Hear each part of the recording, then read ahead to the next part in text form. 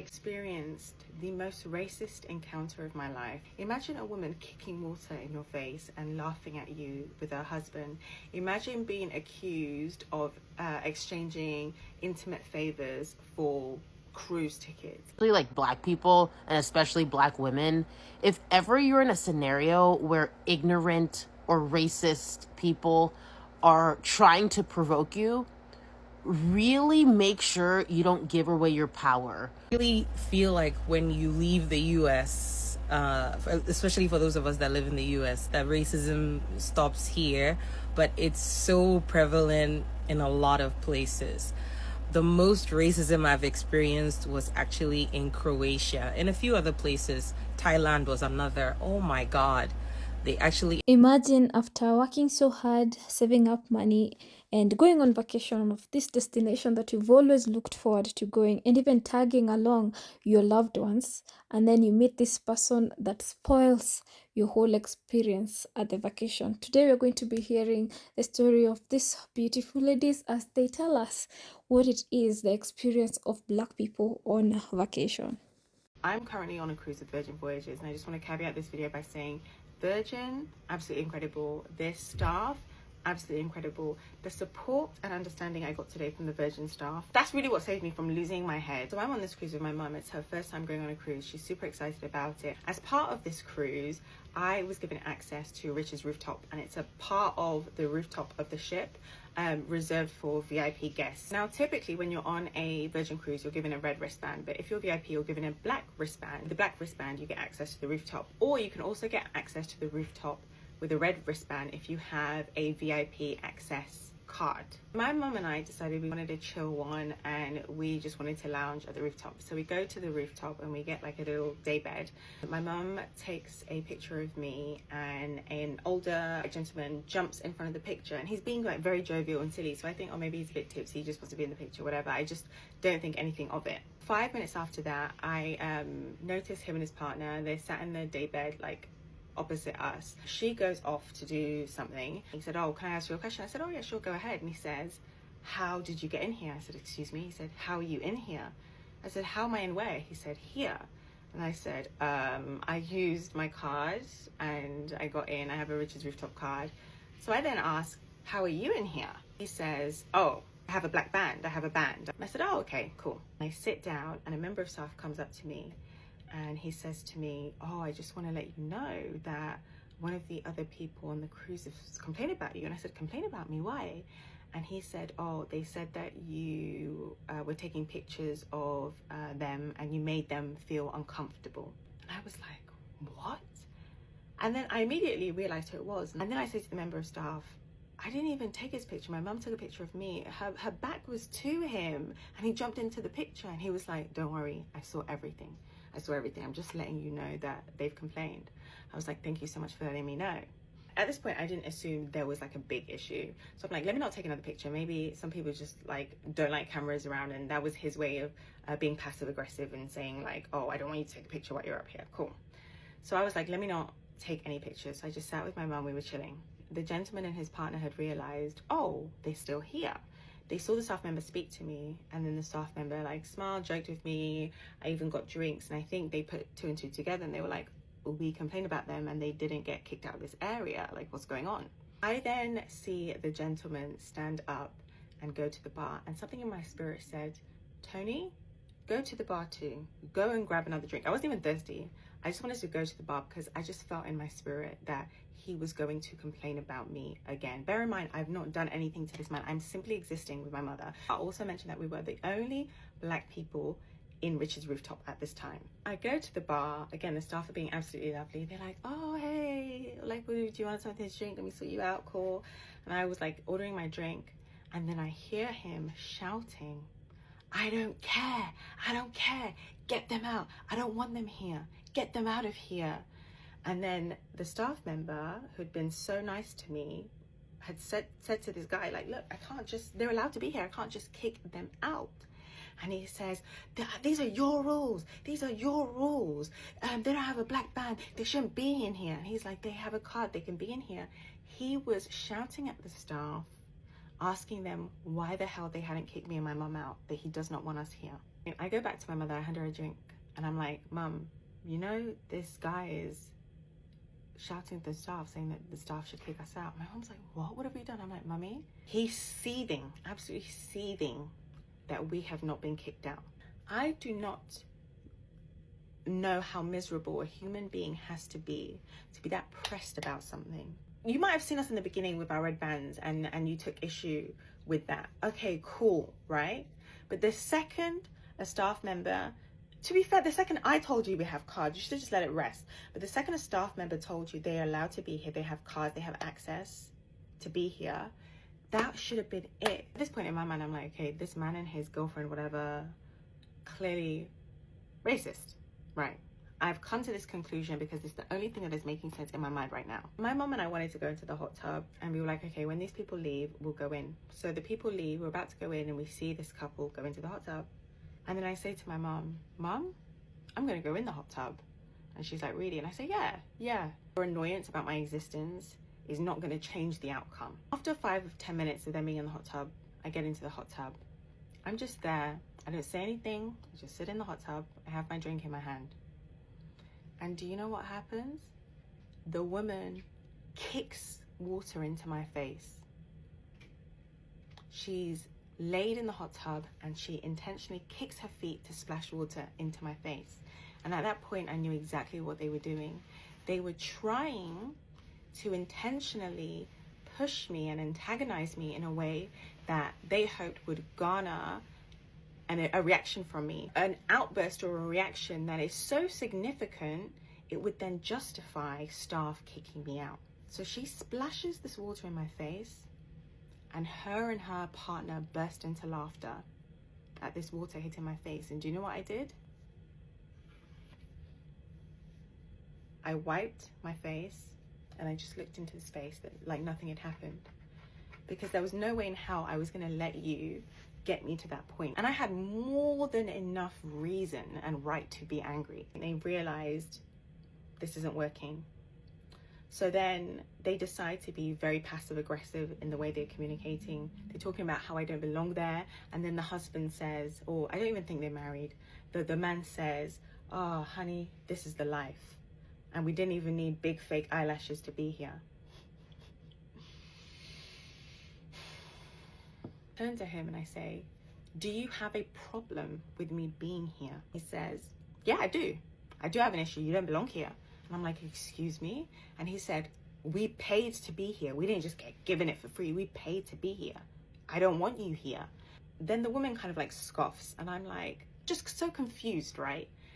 And then she turns to me, the woman turns to me and she's like, oh, we didn't have anyone to be here.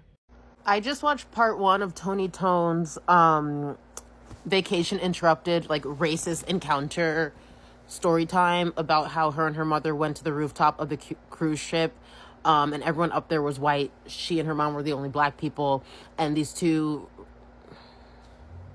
I'll refrain, people, racist people in the hot tub were doing everything in their power to investigate why they were there and get them kicked out.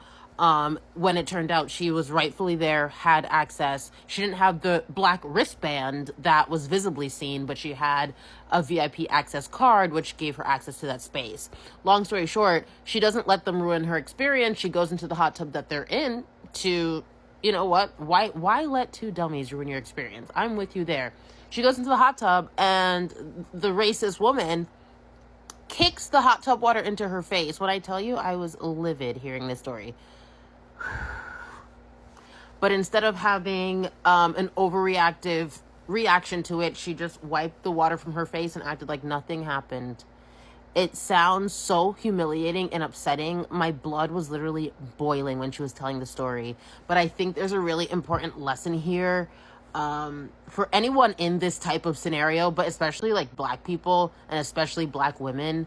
If ever you're in a scenario where ignorant or racist people are trying to provoke you, really make sure you don't give away your power. Oftentimes, more often than not, they're trying to instigate and they're trying to put you out of character so that you have reason to get kicked out, or so that you kind of conform to the stereotype of being loud, ratchet, rude, yada yada. And the thing is, and the lesson is that Tony was cognizant of that, and she made sure to not have a reaction. Like, she could have easily splashed the water back, thrown her drink at her. She could have easily cursed them out, or, you know, acted out. But that wasn't the time and place for that. And I think it's such an important lesson, even though it was a humiliating story, and I'm so sorry that she had to go through that. It's an important lesson for Black people, but especially women. Never let someone provoke you out of your character unnecessarily. Obviously, there's a time and place. If someone's messing with your well-being, your family, your finances, you know, there's a way to handle things, you know, in a way when you have to. But I would say if you're not in immediate danger or threatened, you know, obviously use your discretion, use your judgment. But oftentimes it's better to hold on to your power and your energy when you're dealing with a racist, ignorant dummy. And so, yeah, I just wanted to commend her for that. It sounded like she just handled the humiliation with like poise and grace, and she was the bigger person because of it. And even though they're talking under their breath and saying all types of bullshit, they look like idiots. They're the morons, because how pressed do you have to be that I'm sharing the same space as you? Like, racist people are legit so fascinating, so dumb, so envious, so stupid. Like, I just can't. Anyway, important lesson there, but for real. Basically, moral of the story is, as hard as it is sometimes to be the bigger person, it's sometimes more rewarding to keep your dignity than lash out. And that's what eats away at them the most. When you lash out and get out of character and bent out of shape yourself, it's almost instilling all of the negative views and perspectives they have of us. It's really hard to keep your composure in situations like that. Like, the nasty foot jacuzzi water probably would have been my 13th reason, but we have to stand in our power. That's the lesson. So I was just watching Tony Tone's video on the ridiculous and extreme racism that she experienced on Virgin Voyages, on like a cruise ship, the Virgin Voyages, and her and her mom up in like the extra VVIP level, and literally a couple coming up to ask them like, how did you get in here? I mean, you really feel like when you leave the US, especially for those of us that live in the US, that racism stops here, but it's so prevalent in a lot of places. The most racism I've experienced was actually in Croatia. In a few other places, Thailand was another. Oh my God. They actually, in Thailand, the lady at the money exchange place, this was before, you know, Uber, and so we needed money exchanged, and after we gave them our passport so that they could give us the money, like change our money so we could get a taxi, she threw the passport back to us. Like, Thailand was, yeah. But Croatia, that was intense. From people not wanting to sell us ice cream at ice cream stores, to the very horrible issue we had at a beach club. Again, they're like upset that we're in certain spaces, so they're like, why are you here? How can you afford to be here? And basically the two big issues that happened in Croatia, the ice cream place, my best friend is half Serbian, and her language apparently is very close to Croatian. And so when they saw us walking up to the store wasn't closed yet. It closed at 12 midnight. We were there around 10:40, maybe 10:45. It wasn't closed yet. One of them outside the ice cream store told the other one in their language, they're coming towards the store. They're coming towards the door. Close it. So it happened twice. actually. It happened at on 2 different days and 2 different ice cream stores. So the second time, my best friend was like, let's just not go. But the first one, when it happened, we're like, your time says it closes at 12. Yes, but we don't have people, so we're closing, and then shut the door, and then that was it. Now the bigger issue, and we only knew this because my best friend could kind of understand the dialect. So if we didn't understand the language, we wouldn't have known for sure that they were avoiding us, but we could tell that they were avoiding us. But we knew for sure because she understood, right? Now, the second one, which was at the beach club, oh my gosh, that was horrible. So imagine 4 black girls, right? We get there, we book our day beds, we were ordering drinks, and I literally, this happened to me. I literally asked the guy, I was like, can you please come and get our order? Like, cause we were sitting there waiting, nobody was coming to attend to us. We're like, these people don't want money. Like, we want to pay, we want to enjoy, order some food, enjoy. So I was like, yeah, like I'm gesturing for him to come, and he's standing there looking like pissed.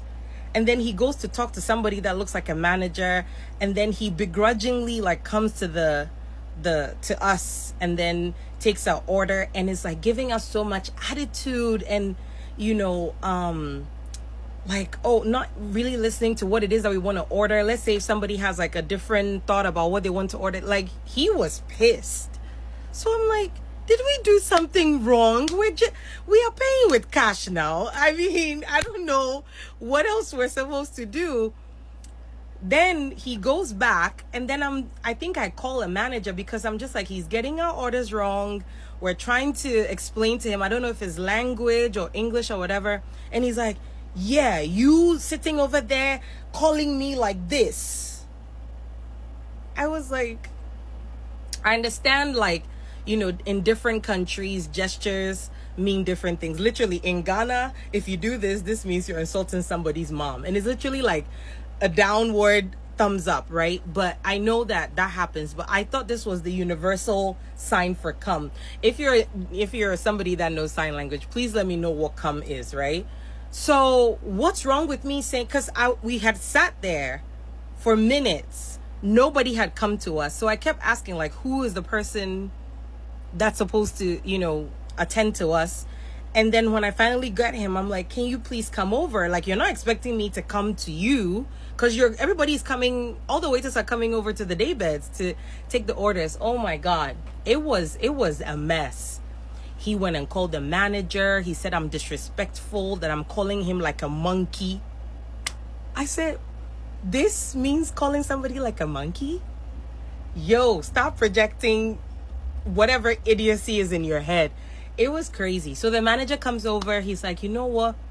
I'm sorry. Kind of like in a very dismissive way, like, it's fine. It's okay. You've got your food, so it's fine. And I'm just like, dude, what? It's not like we're paying with marble. We're all paying the same. Like, what? And my brain was about to explode. And I was really trying to calm myself down because I'm that girl. I'm that girl that's like, hold me. So I'm like, wait, what? The manager is also trying to have an attitude with us? And then he's like, yeah, but I already apologized for them. I already apologized. So anyway, I'm just saying, like, it's hard to be black in a lot of spaces. And watching Tony's video, and I'll see if I can tag it in here. But watching Tony's video just reminded me, and it just brought that memory back. But on another video, I'll talk about the Thailand one.